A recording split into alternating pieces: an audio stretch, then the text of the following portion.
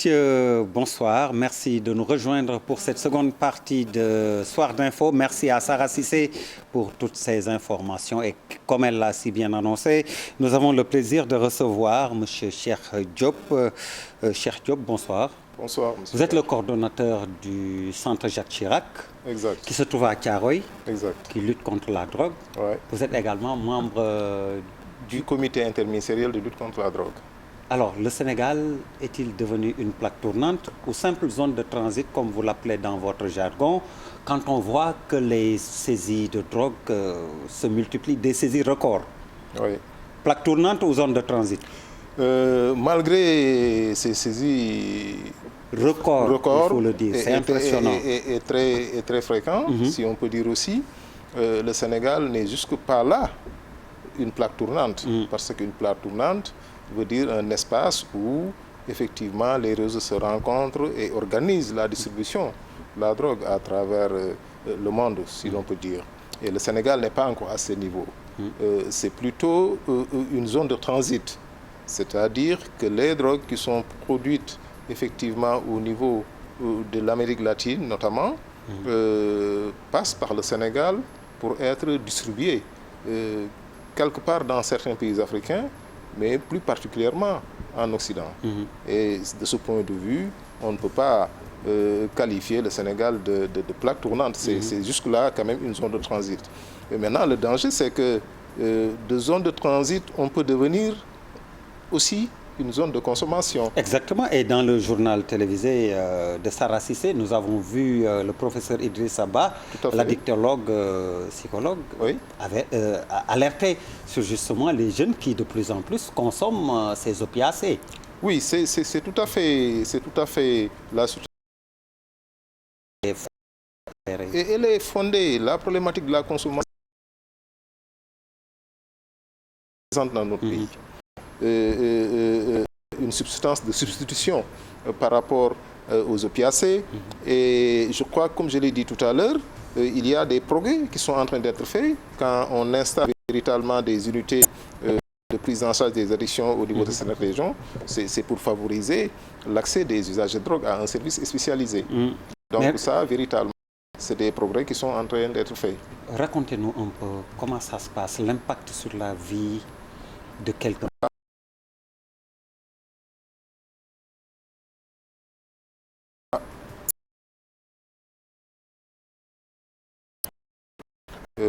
Familial, au niveau social. Ce qu'on peut constituer effectivement un facteur qui peut compromettre la santé de l'individu. Sur le plan somatique, sur le plan mental, la drogue a des conséquences sur le plan sanitaire. N'est-ce pas? La drogue quand même a des conséquences parce que sur le plan personnel, chez les élèves, chez un étudiant, la drogue peut entraîner effectivement une baisse de capacité intellectuelle qui peut effectivement conduire à la déscolarisation de beaucoup d'enfants, ce qu'on a constaté. Et beaucoup d'étudiants aujourd'hui n'ont pas pu terminer leur cursus parce que affectés gravement par l'addiction aux drogues. Ça, c'est des problèmes qu'on peut retrouver sur le plan personnel. Et ensuite, voilà, quand on consomme les drogues dans notre société, mais on est plutôt stigmatisé, discriminé, exclu quelque part.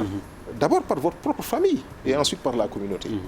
Ça, sur le plan personnel, ça pose énormément de problèmes. Et ensuite, on court des risques. On court des risques d'être infecté par d'autres pathologies. Ouais. Comme le VIH. Comme le VIH. Ouais. Je dois dire qu'ici, en 2011, il n'y a pas très longtemps, on a organisé une étude, effectivement, qui a démontré que parmi 1324 personnes exactement qui ont été dépistées des consommateurs de drogue, on a prélevé un taux d'infection à VIH de presque 10%, c'est 9,4%. Et c'est ça quand même qui a prévalu même à la création du CPIAT, parce que le CPIAT aussi était une réponse pour la prise en charge de ces consommateurs-là infectés au VIH. Aujourd'hui, il y a des programmes qui prennent en charge effectivement cette population-là. Nous collaborons nous sommes en partenariat avec l'Alliance nationale des communautés pour la santé, l'ANCS, avec qui nous développons un programme depuis 2013 pour favoriser la prise en charge des consommateurs de drogue, mais particulièrement ceux qui sont affectés au VIH. C'est-à-dire que ça, c'est un problème au niveau personnel. Maintenant, au niveau familial, ce qu'on constate, c'est qu'effectivement, la drogue déstabilise beaucoup de familles. Oui. La drogue est quand même un facteur déstabilisateur de beaucoup de familles dans notre société. Beaucoup de femmes ont quitté leurs époux parce qu'effectivement, il est devenu alcoolique, agressif. On ne s'occupe plus des enfants également. On ne s'occupe plus des enfants. Les ressources, les maigres ressources que le monsieur a, c'est quelque part une bonne partie de ces ressources sont destinées à sa consommation, ce qui pose un problème effectivement au niveau de la famille. Et voilà, je pense que ça c'est un problème, mais ce qu'il faut relever, c'est que les jeunes qui consomment les drogues, mais constituent un problème, un poids par rapport à leur famille. Nous, les jeunes que nous recevons au niveau de nos centres, mais sont essentiellement amenés là-bas par leur mère, qui se sacrifient beaucoup. Les dépenses familiales qui sont effectivement effectuées pour faire la prise en charge d'un consommateur, mais c'est énorme, ça grève le budget des familles. Et beaucoup de familles se privent effectivement de beaucoup de choses qui sont essentielles pour assurer véritablement une prise en charge, et encore que la famille elle-même risque d'être stigmatisée dans le quartier. C'est ça la réalité, c'est que la famille elle-même fait l'objet quelque part d'une discrimination et d'une stigmatisation au niveau même communautaire. Dans le quartier, c'est telle famille et véritablement ça pose des problèmes aussi. Alors il y a le second plan stratégique de lutte contre la drogue, le second plan comme je dis.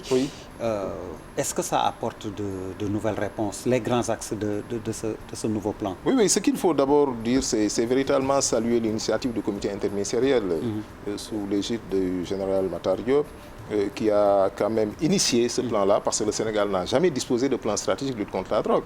Et bien vrai que depuis très longtemps, le Sénégal a un arsenal juridique assez important. Je rappelle au passage que depuis 1963, on a dans notre disposition véritablement la lutte contre la drogue au niveau juridique. Ça n'existait pas dans pas mal de pays en Afrique. Et on a quand même ratifié les 3 grandes conventions des Nations Unies, la convention de 61, 71, 88, sont des conventions qui ont été ratifiées par le Sénégal.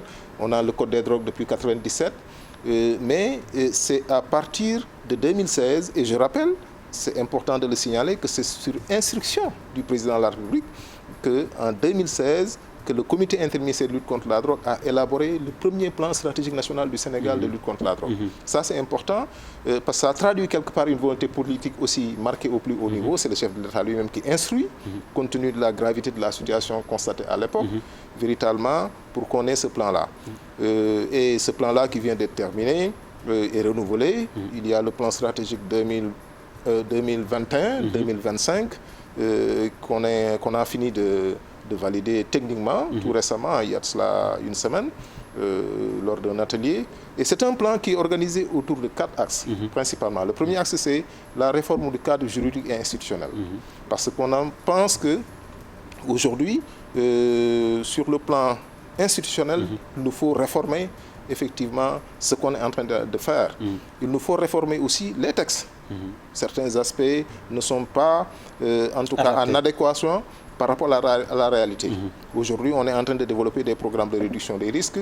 Ce n'est pas encore pris par le plan qu'on avait, et par les textes qu'on avait. C'est pourquoi aujourd'hui, on est en train de travailler sur ça, véritablement réformer les textes pour s'adapter effectivement au contexte nouveau. Le deuxième axe, c'est le renforcement de capacité des acteurs. C'est important que les acteurs aussi soient formés.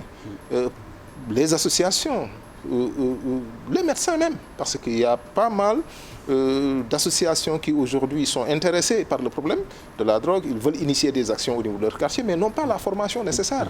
Donc le renforcement de capacité, la formation des acteurs à tous les niveaux, c'est important. Aujourd'hui, on est en train de former les enseignants pour qu'ils déroulent au niveau de l'école des modules d'enseignement sur les drogues au niveau du moyen. c'est porté au niveau par la DCMS, la Division pour le contrôle médico-scolaire, qui porte ce programme-là. C'est pour dire que la formation est importante. Il faut que les gens soient aussi préparés pour savoir quel est le discours qu'il faut donner. Parce que nous sommes dans un domaine très complexe, où si vous faites un petit glissement dans le discours qu'on offre, surtout aux enfants, on risque d'avoir... Troisième axe Le troisième axe, c'est la réduction de l'offre et de la demande. C'est toutes les actions véritablement pour réduire l'offre.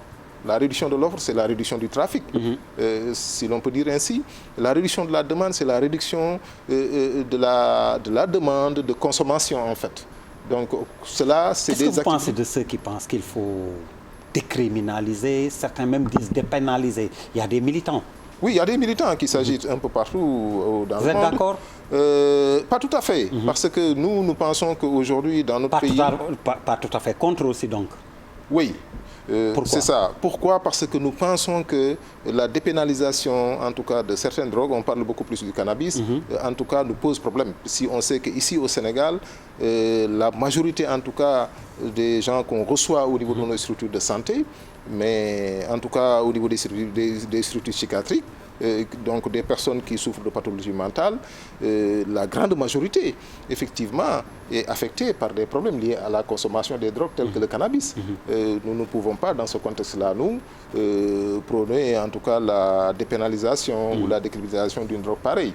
Donc voilà un peu les raisons qui nous fondent à dire que nous ne pouvons pas, dans notre pays, véritablement accepter cela. Mais j'étais en train de dire que dans le troisième axe, c'est important aussi de signaler qu'il y a le renforcement de la prévention. Parce que vous savez, M. Der, en matière de lutte contre la drogue, le plus important, c'est véritablement de faire la prévention. Parce que la prise en charge, elle est aléatoire, elle est assez problématique. Et ce n'est pas évident pour tout le monde.